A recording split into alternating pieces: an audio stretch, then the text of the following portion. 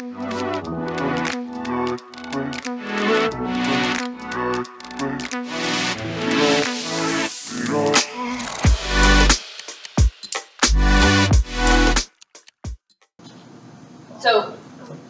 confirmation is a brand new stage in our life within the church, but also just as people. As with any new chapter, it brings on new challenges. And one of these new challenges is being a better witness of faith. I have a verse here. It is Acts 2:1 through 11. And it says, the coming of the Spirit. When the time for Pentecost was fulfilled, they were all in one place together. And suddenly there came from the sky a noise with a strong driving wind, and filled the entire house in which they were. Then there appeared to them tongues of fire, which parted and came to rest on each one of them. And they were all filled with the Holy Spirit, and began to speak in different tongues, as the Spirit enabled them to proclaim. Now there were devout Jews from every nation under heaven staying in Jerusalem. At this sound, they gathered in a large crowd, but they were confused because each one heard them speaking in his own language. They were astounded, and in amazement they asked, "Are not all of these people who are speaking Galileans? Then how does each of us hear them in our own native language? We are Parthians." Ooh, I'm going to butcher these. Medes, you got it. And Elamites, inhabitants of Mesopotamia, Judea, and Cappadocia, Pontus and Asia. Oh, they really keep going listening to all these names. All right, a lot of different places. Wow, you have these. She's not even reading them. She has these memorized. Phrygia and Pamphylia. Thank you. Egypt and the districts of Libya near Cyrene, as well as travelers from Rome, both Jews and converts to Judaism, Cretans and Arabs. Yet we hear them speaking in our own tongues of the mighty acts of God.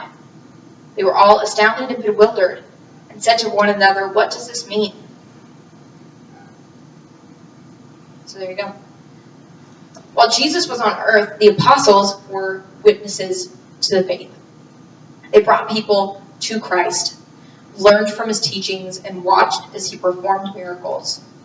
But at Pentecost, what we just heard about, the apostles became witnesses of the faith in a totally new way. Receiving the Holy Spirit turned the apostles into leaders in faith rather than just followers. And the Spirit graces enabled them to boldly proclaim the gospel themselves in all of these different languages. And confirmation transforms us in the same way, like, believe it or not. That sounds crazy because I don't know a new language after being confirmed, but it's true. Since our baptism, we have been witnesses of Christ. But in confirmation, the Holy Spirit gives us so many new graces, including new strength to share and defend the faith. When someone is a witness of faith, they share the faith with their words and their actions. In writings from the earliest days of the church, the words witness and martyr were used interchangeably, which is crazy because if you know what martyr means, it means dying for the faith. It means dying for Jesus, sacrificing yourself. See, sacrifice, it's coming in. Martyrs are those who are faithful to Christ to the point of dying for their faith. I'm now going to read from Matthew 16:24 through 27. Let me get down here. All right. Next page. There we go. Then Jesus said to his disciples, "Whoever wishes to come after me must deny himself, take up his cross, and follow me. For whoever wishes to save his life will lose it. But whoever loses his life for my sake will find it.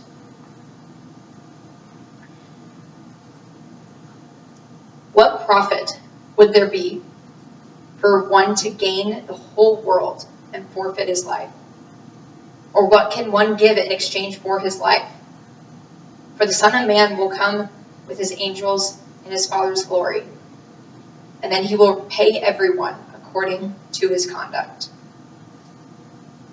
Amen, I say to you, there are some standing here who will not taste death until they see the Son of Man coming in his kingdom. So I'm going to read one of these lines again. For whoever wishes to save his life will lose it. But whoever loses his life for my sake will find it. What profit would there be for one to gain the whole world and forfeit his life? Or what can one give in exchange for his life? So, it's unlikely, given where we are in history and where we are geographically, it's unlikely, but not impossible, that we will be asked to die for Christ. Unlikely, but not impossible. But fearlessly speaking about and living out our faith will cause us to suffer at times. The graces from confirmation enable us to endure that suffering and willingly lay down our lives for Christ. Even if martyrdom, even if the great big bad actually dying for Christ isn't asked of us, we will be asked to die in little ways, to suffer in little ways in our lives. And that's kind of what the video was getting at. Like, are you willing to sacrifice yourself? Are you willing to give parts of yourself to people? For other people, maybe it's not people that you care about that much. But are you willing to sacrifice for them? That's still martyrdom. That's still dying to yourself and giving of yourself to others for the sake of Christ. And there's actually these terms, red martyrdom and white martyrdom. And both require death. But white martyrdom is in a spiritual sense. And so that's like the small ways that we die to sacrifice for others. That's white martyrdom. And red martyrdom is in a physical sense. It's actually physically sacrificing yourself for someone. But yeah, that is just a crazy concept, and it can be kind of scary. But when you get confirmed, like I said, you'll receive these graces to make you a better witness of faith. But what does that practically mean? That sounds like just fancy words, right? How do you live every day as a witness of faith? Well, when learning anything new, like how to ride a bike or, whatever, for example, it helps if someone teaches us that skill or provides us an example of who we can follow to learn this new skill. And learning how to be witnesses of faith, it makes sense to look to people who have lived and are living out the faith. I want each of you to try and think of mentally right now someone who you identify as a good witness of faith in your life. I'm going to give you a few moments.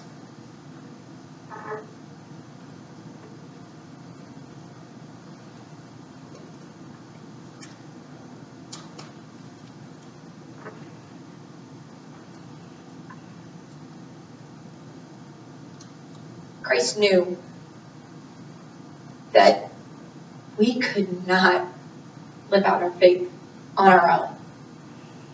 So he established the church to unite all of us, all of the faithful, and enable us to support one another and grow in holiness. That's why the church exists, so that we can walk together, because you're not supposed to do this alone. For our faith to flourish, it's vital that we surround ourselves with people who live the Catholic faith well.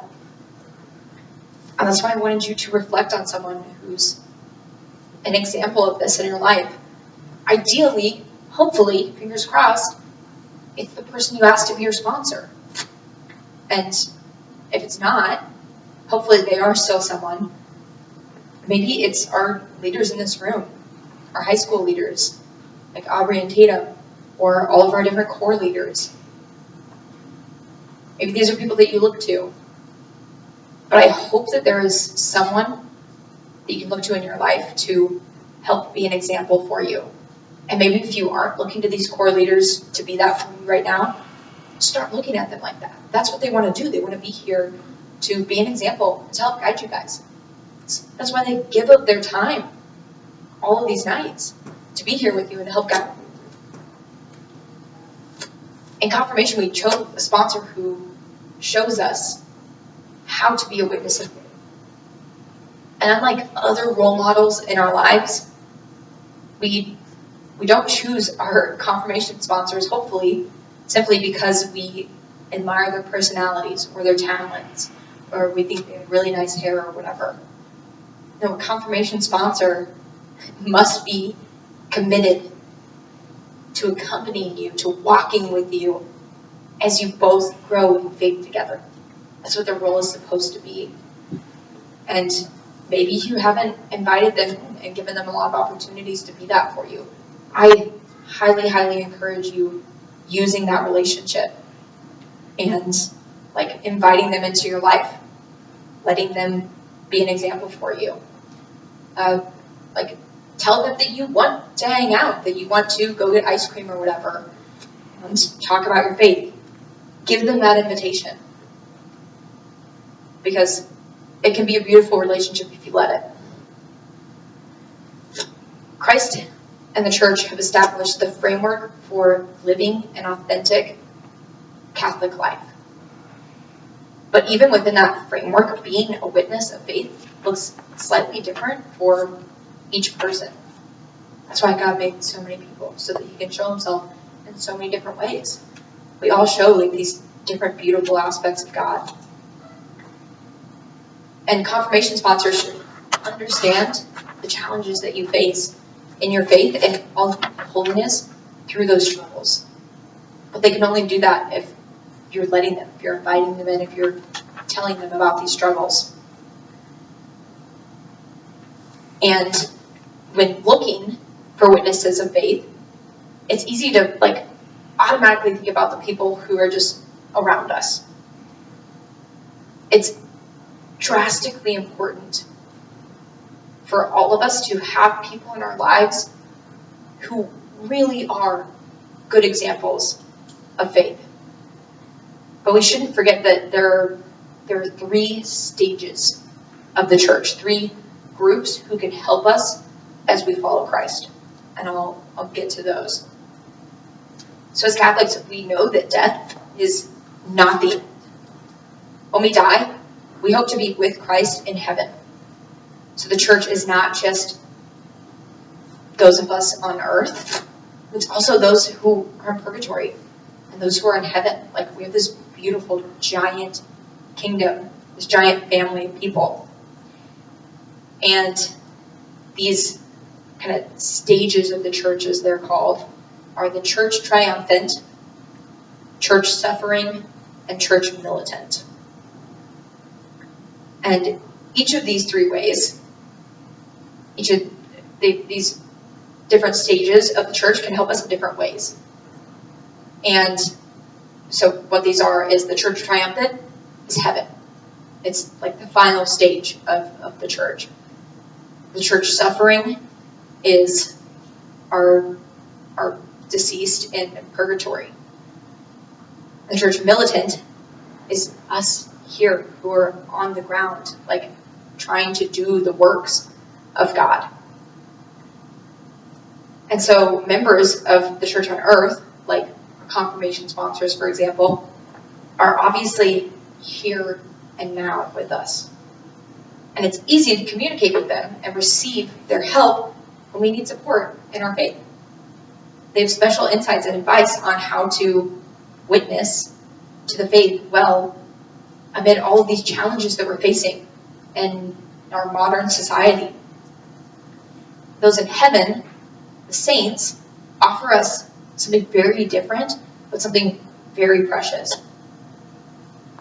The saints are the ultimate witnesses of faith. They've faced the challenges of this life, and they've remained faithful to Christ throughout them. And they've remained faithful to the church throughout all of it. But the saints offer us so much more than just their example. All of the members of the church, the saints, of all the members of the church, the saints are the most united to Christ, as they're now finally joined with him in heaven. They want to spend eternity praising God and helping the church on earth. That's like their dream, their goal. They get to just constantly keep trying to do the work of God in heaven, which is super cool. That's why we pray through saints. We ask them to pray for us, because they're still trying to do good works on earth. And why they all have patronage is it's like they're different departments or whatever in heaven. And they're constantly present before God in heaven. And saints continually intercede for us and share God's graces with us when we ask for them, as we face these daily struggles in our life. Just as members of the church on earth can help us grow closer to Christ, the saints, who now have an even deeper connection with God, want to help us grow in friendship with the Lord.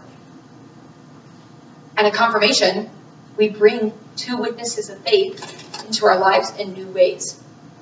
We not only choose a confirmation sponsor, but we choose a new name for ourselves. We choose a saint who we're seeking out like this intimate relationship with, and whose intercession can become even more personal in our life.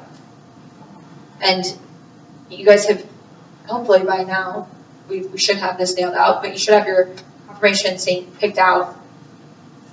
But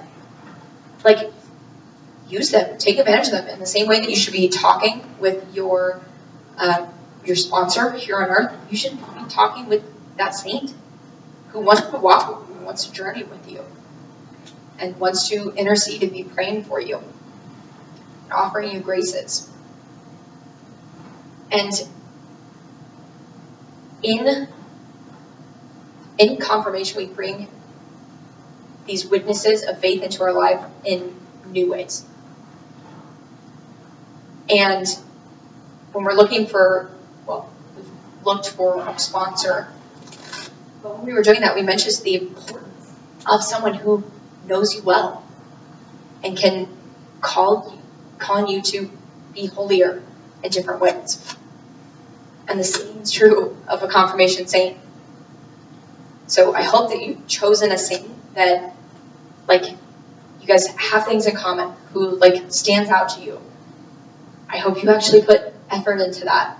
If you find a different saint that you think is going to be a better fit and that you would like to be closer with instead, you can change it. You can let me know. Don't tell me the day before we get confirmed, but you can let me know that, okay, actually, after looking into it more, I found out about this other saint that is super cool, and I think I want to go with this instead. That's fine. Have your parents shoot me an email. But yeah, I want this to be a cool, intentional relationship for you guys. And among the saints is one particular saint who is the perfect witness of faith. Someone who, unlike all the other saints, lived a perfect life here on earth, giving us a perfect example of how to follow Christ. Someone whose intercession for us and friendship with us is totally unique. Do you guys have any idea who that is? Do you know who the saint is? Mary, there you go. Exactly. Mary is not only Jesus' mother, she's our mother too. She followed Christ as he established the church and remained with the apostles as they continued to share the gospel after he was gone. And she still continues to care for the church even after her assumption into heaven. Do you guys know about this? There's a date to celebrate this. But Mary did not die. She got shot back into heaven. She just got whoop, just floated up there. That's crazy because she didn't even need to die. She was just ready for heaven because she was the perfect example of following Christ. And Mary's perfection may seem intimidating, but she loves us perfectly. She loves Christ perfectly. And she wants nothing more than to bring us into her perfect love. As we learn to be better witnesses of faith, Mary is our greatest ally. She's our go-to girl. And I highly recommend letting her into your life. As you prepare for and receive confirmation and begin living your role in the church in a new way, always look to those who have gone before all of us in faith, like our Blessed Mother and all of the saints in heaven. We need to continue to pray for those seeking heaven, like the souls in purgatory and those still on earth. Saints are just a beautiful witness of faith because those are the only people that we know for a fact they're in heaven because they are able to still perform miracles here on earth. We have verified miracles. There are people whose whole job it is. They're miracle investigators. It's their whole job to find a miracle and to be like, nope, probably not a miracle. And they investigate it, like Batman or something. And they investigate that and try to disprove that it's a miracle, and they can't. And so they're like, yep, check. This person, each saint performs 2 miracles, and then they are officially canonized a saint. So those are the people that we know were here on earth. We know that they are in heaven. And so who better to look to than those people who have gone before us, who have paved the way, who have fought the good fight and won. The church is a family. And we all exist to support each other. Everyone in the church needs your witness of faith as much as you need theirs. Because like I said, each and every one of us shows a different aspect of God that no one else can. Each of us has this light of Christ, we call it often in the high school program. Each of us has a different light of Christ, shows a different aspect of God that no one else could ever possibly do, because that's our light. That's the way that he shows himself to the world through us. And it's all unique, and we all have that different ability to show each other Christ. So go out there and do it.